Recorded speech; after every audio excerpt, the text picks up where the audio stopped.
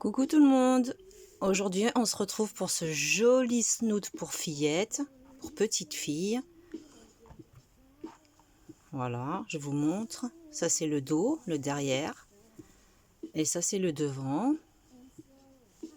Alors c'est très simple à faire. C'est juste un côté qui est rabattu sur l'autre, cousu. Et là j'ai ajouté des fleurs avec des perles. Une espèce de laine angora que j'avais trouvée chez Action. Donc voilà, je vais vous montrer comment on démarre. Je ne vais pas en refaire un, je vais vous montrer comment on démarre, quel point est utilisé, et puis je vais vous expliquer tout ça. À tout de suite. Voilà, j'ai essayé de régler la hauteur du téléphone. Donc, c'est un multiple de 8 plus 1.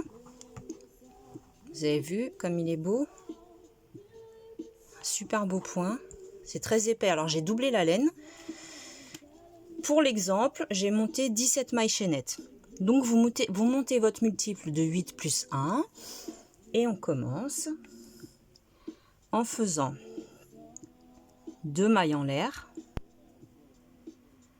On saute la quatrième et dans la cinquième, on va venir faire une bride,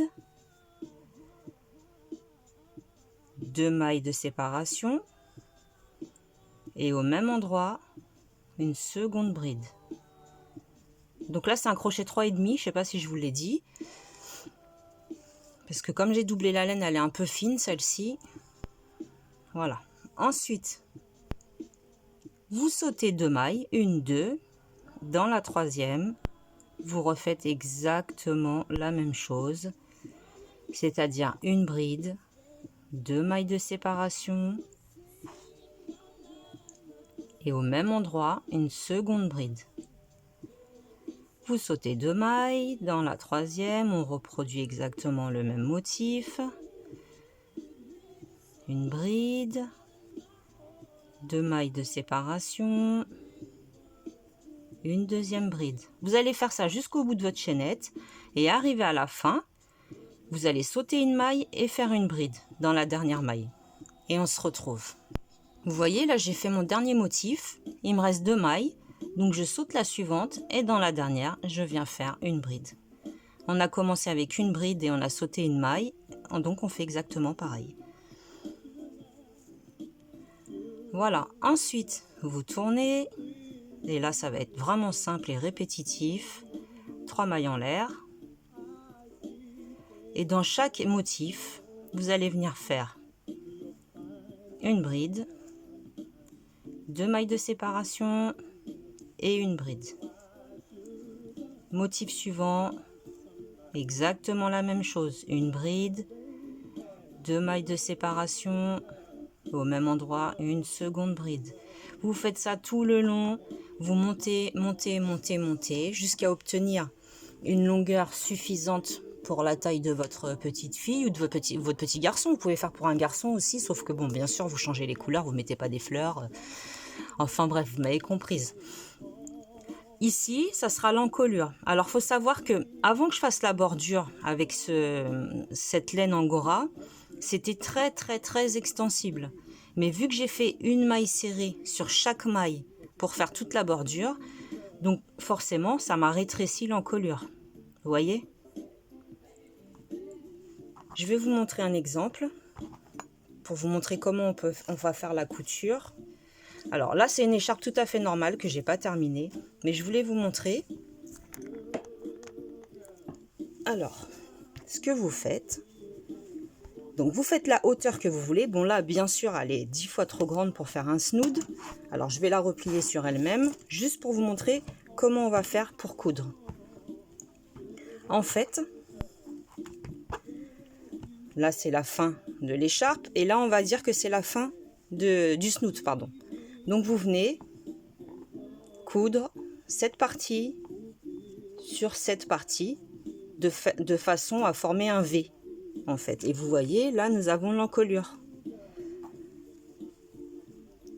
La fin de votre snood sur la fin de l'autre côté. Vous cousez uniquement ces deux parties-là. C'est-à-dire ici, ici, ici et ici.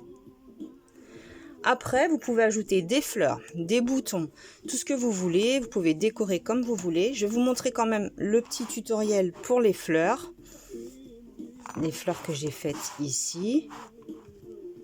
Cette fleur-là. Donc, je défais tout ça. J'ai accroché. Alors, ça va être très très simple à faire. Donc vous faites un nœud coulant.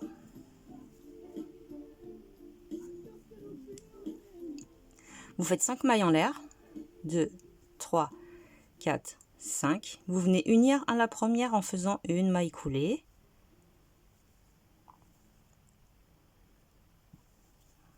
Voilà, comme ceci. Ensuite, vous faites une maille en l'air. 3 mailles de séparation. Dans le cercle, une maille serrée. 3 mailles de séparation. Dans le cercle, une maille serrée. Au total, on va avoir 5 petits espaces, 5 arceaux de 3 mailles serrées en fait. De 3 mailles en l'air, pardon. 3 mailles en l'air. Une maille serrée. 3 mailles en l'air. Là, nous en avons 3, donc là, c'est le quatrième. Une maille serrée. 3 mailles en l'air. 1, 2, 3. Et là, vous venez unir à la première maille que vous avez fait ici. En faisant une maille coulée. Donc là, ça nous fait nos 5 petits espaces dans lesquels on va venir compléter avec des brides et des mailles serrées. Donc vous montez avec une maille, ça constituera la dernière maille serrée de ce groupe-là. L'espace d'à côté, une maille serrée, 5 brides. Donc 1, 2, 3, 4, 5 brides, vous poussez un peu, et au même endroit, une maille serrée. Et dans chaque espace, vous allez faire ça. Vous allez commencer par une maille serrée, 5 brides, et terminer par une maille serrée. Donc je vous laisse finir tous vos espaces, et on se retrouve. Voilà, j'ai terminé le dernier pétale. Ici, vous ne faites pas la dernière maille serrée, puisqu'on avait fait une maille en l'air, rappelez-vous. Donc vous venez faire une maille coulée dans la maille en l'air du départ. Ça remplace la première maille serrée finalement. Bon, ensuite, hein, vous connaissez la suite, vous coupez vos fils, vous faites un nœud, vous serrez. Ça vous fait une jolie petite fleur. Pour décorer votre snood. Alors, je vous rappelle juste une chose. Vous posez tout l'ouvrage sur la tête de l'enfant. Vous rabattez sur la tête de l'enfant pour voir si l'encolure correspond. Ça veut dire que ce modèle-là, vous pouvez même le faire pour un adulte. En fonction de la taille de votre ouvrage, il faut qu'il soit suffisamment grand pour que vous puissiez passer votre tête ou la tête de l'enfant. Vous voyez?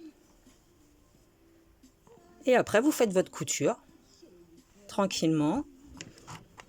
Vous rejoignez point par point, espace par espace, en maille serrée. Moi, j'ai fait que des mailles serrées avec cette laine angora là. Et voilà ce que ça donne. Alors pour les enfants, c'est super pratique parce qu'en général, quand ils ont des écharpes, ils s'amusent à se tirer dessus entre eux. Vous savez comment c'est, les enfants à l'école, ils sont méchants entre eux. Donc là, il n'y a pas de risque d'étranglement ni rien du tout. Voilà, j'espère que ce petit tuto vous aura plu et je vous souhaite un bon crochetage. Salut tout le monde!